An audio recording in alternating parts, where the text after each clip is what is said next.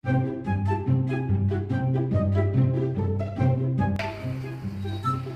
টাইমে আবার কে কল দিল? হ্যালো বড় ভাই। হ্যালো তনু, কোথায় তুমি? কি হয়েছে বলেন? তাড়াতাড়ি বাসা নিচে আসো, তো কথা আছে। আমি তো এখন ভাই আসতে পারবো না, আমি অনেক বিজি আছি। ওই মিয়া, ওই জায়গায় কি করো? আমি আমার গার্লফ্রেন্ডের সাথে দেখা করতে আসছি। গার্লফ্রেন্ড এখনই নামবে। আমি তো এখন আসতে পারবো না, যা বলার ফোনেই বলেন।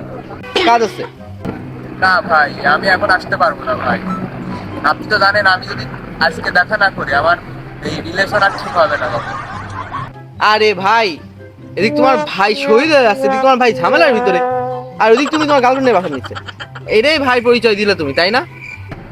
এভাবে ভাই কেউ ইমোশনাল ব্ল্যাকমেল করে? একটা মানুষের সিচুয়েশন তো বোঝা উচিত। আচ্ছা ভাই দাঁড়ান, আসছি আমি।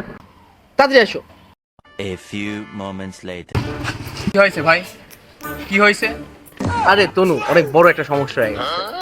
তুমি ছাড়া এই সমস্যা থেকে আমার কেউ উদ্ধারই করতে পারবে না।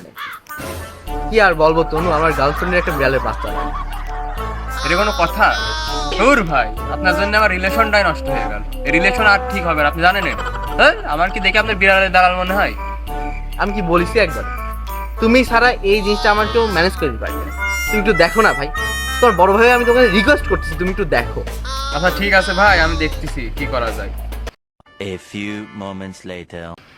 ভাই আপনার জিনিস তো পেয়ে গেছি, আপনি কোথায়? নিচে নামেন। কই কই কই তনু কই?